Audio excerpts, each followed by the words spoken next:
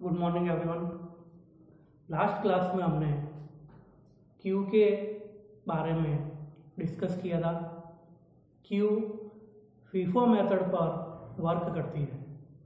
FIFO की full form first in first out means जो element Q में सबसे पहले इंसर्ट होता है वही एलिमेंट क्यू से सबसे पहले रिमूव किया जाता है। क्यू में 2 पॉइंटर वेरिएबल का यूज किया जाता है, जिसमें first front pointer variable existing data elements को जिस पोजीशन से रिमूव किया जाता है उसे इंडिकेट करता है। And second rear pointer variable Q में जहाँ से न्यू डेटा एलिमेंट को इंसर्ट किया जाता है उस पोजीशन को इंडिकेट करता है। तो क्यू में 2 ऑपरेशंस स्टूडेंट्स हमने परफॉर्म किए थे। First insert operation and second delete operation. यदि आपकी क्यू फुल हो जाती हैं तो क्यू फुल होने के बाद क्यू में न्यू एलिमेंट्स को इंसर्ट नहीं किया जा सकता है।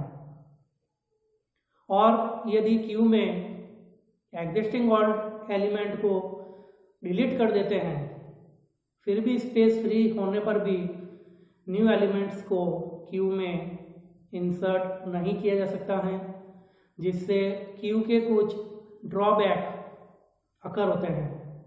तो उन ड्रॉबैक के बारे में आज अपन स्टडी करेंगे। तो लिमिटेशंस ऑफ सिंपल क्यू, जिसको मैं आपको एक डायग्रामेटिकली रिप्रेजेंटेशन से इजीली एक्सप्लेन करूंगा। सबसे पहले स्टार्टिंग में आपके पास में क्यू है, इनिशियली क्यू एम्प्टी। तो आप देख रहे होंगे जो क्यू है ये 6 एलिमेंट्स के लिए क्यू है जो कि आपके स्टार्टिंग में एम्प्टी हैं। स्टूडेंट्स, मैंने आपको कंडीशन बताई थी कि यदि आपका front equal to rear equal to 0 है या front equal to 0 equal to -1 set होता है तो उस सिचुएशन में क्यू एम्प्टी होती है। तो इस सिचुएशन में अपनी क्या है, क्यू एम्प्टी है। अब इस क्यू के अंदर हम 2 ऑपरेशंस परफॉर्म करेंगे, insert operation and delete operation. तो सबसे पहले यहाँ पर ऑपरेशन परफॉर्म किया जा रहा है इंसर्ट इक्वल टू 11 मीन्स आपकी जो एम्प्टी क्यू है इसके अंदर अपन को क्या करना है, 11th जो एलिमेंट है इसको इंसर्ट करना है। तो इंसर्ट करने से रिलेटेड भी प्रैक्टिकल इम्प्लीमेंटेशन अपन ने देखा था कि उसमें अपन क्या करते हैं, फ्रंट और रियर की जो पोजीशन होती है उसमें बाय डिफॉल्ट 1 का इंक्रीमेंट किया जाता है। तो बाय डिफॉल्ट यहाँ पर 1 का इंक्रीमेंट करेंगे तो फ्रंट आपका -1 है तो वो आपका मूव होके किस पे आ जाएगा, 0 पे। और इसी प्रकार रियर भी आपका -1 है तो वो इंक्रीज होके आपका किस पे आ जाएगा, 0 पर आ जाएगा। और फिर आपको जो न्यू रियर पोजीशन प्राप्त होती है उस न्यू रियर पोजीशन पर क्या कर दिया जाता है, न्यू एलिमेंट को इंसर्ट किया जाता है। तो इस प्रकार से आपके न्यू रियर पोजीशन पर न्यू एलिमेंट को इंसर्ट कर दिया जाता है। अब इसके बाद नेक्स्ट इंसर्ट करना अपन को 22। तो अभी आपका फ्रंट और रियर जो 0th पोजीशन पर है तो स्टूडेंट जब भी न्यू एलिमेंट को इंसर्ट करते हैं तो रियर पोजीशन को 1 से इंक्रीज किया जाता है। तो सबसे पहले क्या करेंगे, रियर पोजीशन को 1 से इंक्रीज करेंगे। तो अभी रियर पोजीशन आपकी 0 पोजीशन पर थी, इसको मैं इंक्रीज करूंगा तो आपकी रियर पोजीशन जो है वो 1 पर आ जाएगी। और जैसे आपका न्यू रियर पोजीशन आती है तो उस पर न्यू एलिमेंट को क्या कर दिया जाता है, इंसर्ट कर दिया जाता है। और आपका ऑलरेडी मेमोरी के अंदर इंसर्ट 11 और उस फर्स्ट एलिमेंट को 1 इंडिकेट करता है फ्रंट। तो स्टूडेंट आपको 2 ही चीज इसके अंदर ध्यान रखनी है, फ्रंट पॉइंटर वेरिएबल हमेशा क्यू के फर्स्ट एलिमेंट को इंडिकेट करता है जहां से आपके एग्जिस्टिंग डेटा एलिमेंट्स की वैल्यू को डिलीट किया जाता है। और रियर पॉइंटर वेरिएबल न्यू आने वाली वैल्यू को या लास्ट में ऐड एलिमेंट की वैल्यू को इंडिकेट करता है। इसी प्रकार अगेन मेरे को ऑपरेशन परफॉर्म करना है इंसर्ट ऑपरेशन, जिसमें अपन को 33 इंसर्ट करना है। तो आपका फर्स्ट पोजीशन पर 11, सेकंड पोजीशन पर 22 अब तक क्या पोजीशन सेट की जाएगी, तो फ्रंट तो आपका same as it is 0 position पर रहेगा। अब आपकी जो रियर फर्स्ट पोजीशन पर थी, तो उस रियर में क्या किया जाएगा, 1 का इंक्रीमेंट किया जाएगा। तो रियर में जब हम 1 का इंक्रीमेंट करेंगे तो आपकी रियर पोजीशन अपडेट होकर अब रियर पोजीशन आपकी 2 पर आ जाएगी, और फिर उस न्यू रियर पोजीशन पर क्या किया जाएगा, आपके एलिमेंट को इंसर्ट किया जाता है। इसी प्रकार नेक्स्ट इंसर्ट ऑपरेशन 44, तो क्यू में ऑलरेडी पहले से एग्जिस्टिंग एलिमेंट्स है वो मैं यहाँ पर लिख देता हूँ, और उसकी जो पोजीशन है वो भी मैं आपके यहाँ पर राइट कर देता हूँ। अब अभी अपनी जो रियर पोजीशन थी वो सेकंड पोजीशन पर थी, उसमें अगेन 1 का इंक्रीमेंट किया जाएगा। 1 का इंक्रीमेंट करेंगे तो आपके थर्ड पोजीशन पर आ जाएगी। तो जैसे आपका रियर एक बढ़ता है तो उस न्यू रियर पोजीशन पर न्यू एलिमेंट की वैल्यू को इंसर्ट कर दिया जाता है। अब स्टूडेंट ऑपरेशन परफॉर्म करना है, remove operation means delete operation. तो क्यू में से जब भी डिलीट ऑपरेशन परफॉर्म होता है तो आपका फ्रंट में से परफॉर्म होता है। तो फ्रंट में से सबसे पहले आपके क्या किया जाएगा, इस वैल्यू को यहाँ से डिलीट कर दिया जाएगा। किसी भी अपन अनदर वेरिएबल में इसको ट्रांसफर कर देंगे तो ये वैल्यू डिलीट हो जाएगी, और डिलीट हो गई फ्रंट की पोजीशन को अगेन क्या कहता है, अपडेट किया जाता है। तो अभी फ्रंट पोजीशन आपकी कहाँ पर थी, 0 पर थी, अब फ्रंट पोजीशन आपकी ट्रांसफर होकर कहाँ पर आ जाएगी, 1 पर आ जाएगी, और फिर फर्स्ट पोजीशन पर आपकी जो वैल्यू होगी उसको फ्रंट वेरिएबल के द्वारा इंडिकेट किया जाता है। तो इस प्रकार से देखिए स्टूडेंट, क्यू के फ्रंट में जो एलिमेंट था वो आपका डिलीट हो गया, और डिलीट हो गई फ्रंट अपडेट होकर क्या हो गया, 1 का इंक्रीमेंट होकर न्यू पोजीशन पर आ गया है। इसी प्रकार next operation remove equal to 22, तो 22 को भी अपन को डिलीट करना है, तो 22 आपके इसमें से डिलीट होके किसी भी अनदर वेरिएबल में स्टोर हो जाएगा, और फ्रंट पोजीशन को अपडेट किया जाएगा।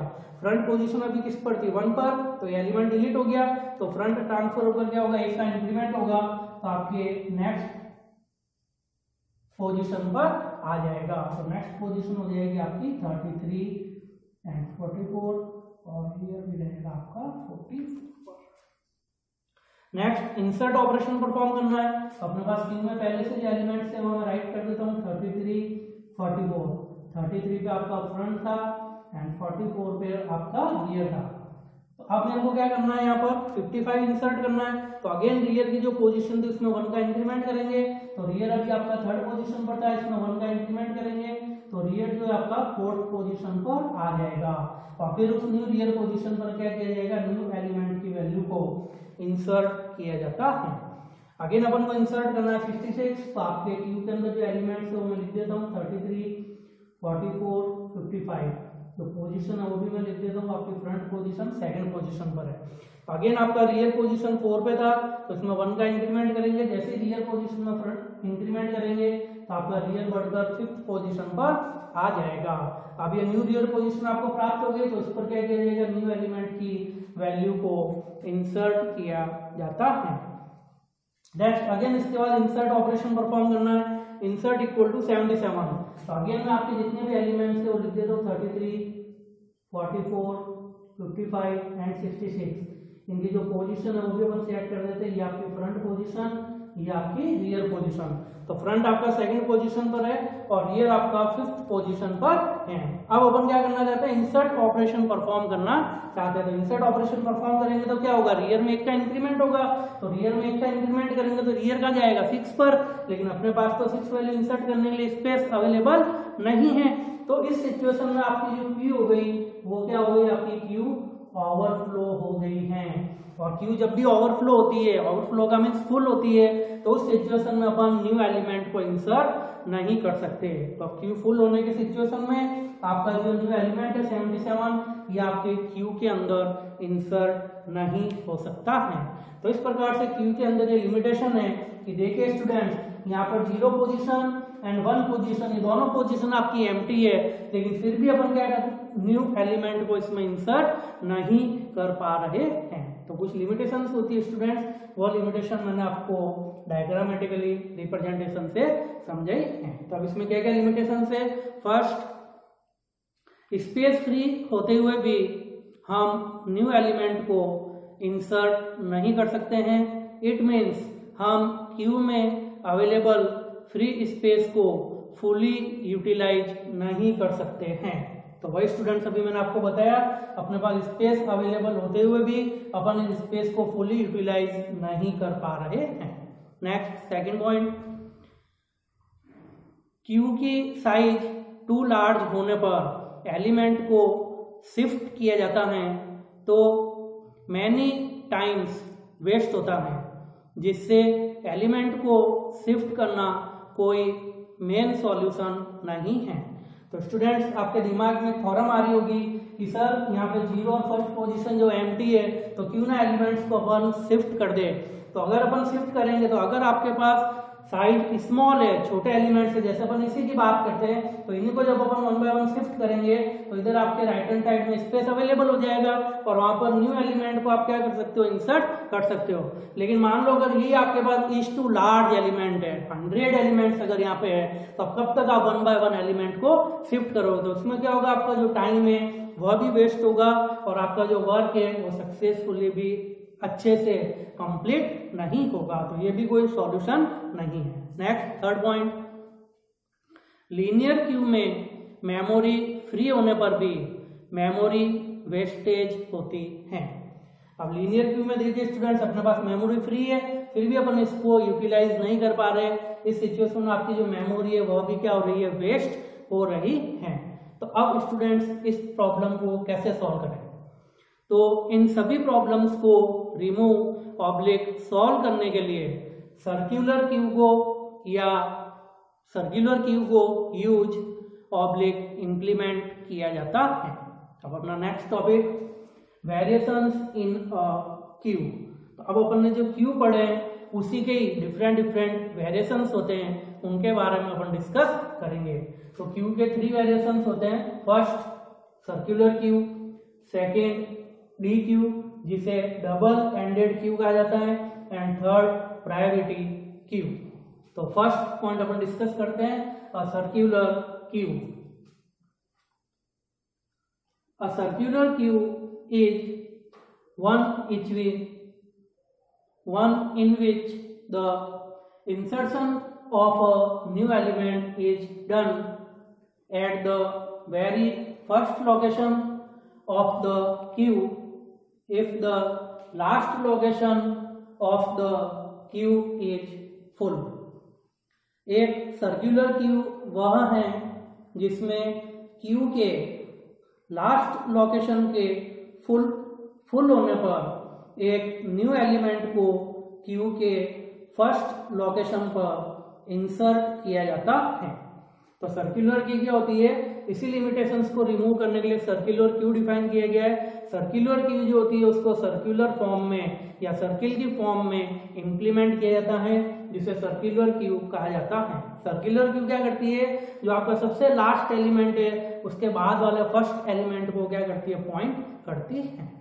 Next, it is possible to insert new elements if and only if those locations are empty. We can say that a circular queue is one in which the first element comes just after the last element। Circular queue में new element को insert करना possible है यदि और केवल यदि वह location या स्लॉट एम्प्टी है। इट मीन्स हम यह कह सकते हैं कि एक सर्कुलर क्यू वह है जिसमें लास्ट एलिमेंट के जस्ट बाद में फर्स्ट एलिमेंट आता है। तो स्टूडेंट सर्कुलर क्यू को तो 9 एलिमेंट्स के लिए मैं आपकी एक सर्कुलर क्यू डिफाइन करता हूं। तो 9 एलिमेंट्स के लिए मैं एक सर्कुलर क्यू आपकी यहाँ पर डिफाइन कर देता हूँ।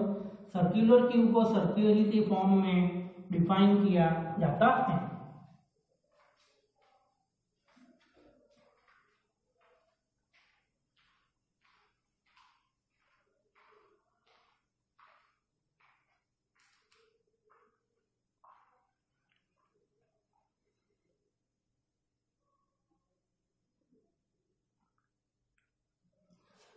तो ये 9 एलिमेंट्स को स्टोर करने के लिए मैंने एक सर्कुलर क्यू डिजाइन की है जो कि आपकी सर्किल के फॉर्म में है।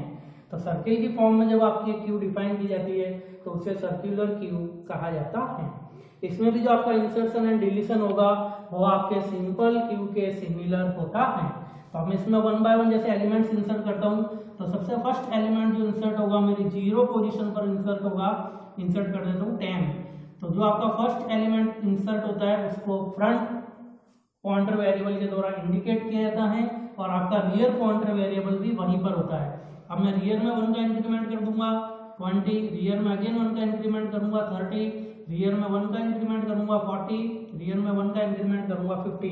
तो इस प्रकार रियर पोजीशन में 1 बाय 1 इंक्रीमेंट किया जाता है और सबसे लास्ट में जो एलिमेंट आएगा उसको रियर पोजीशन के द्वारा इंडिकेट किया जाता है। तो स्टूडेंट सर्कुलर क्यू में भी insertion and deletion operation simple Q के सिमिलर ही होता है। इसको डिटेल में नेक्स्ट क्लास में कंटिन्यू स्टडी करेंगे। Thank you.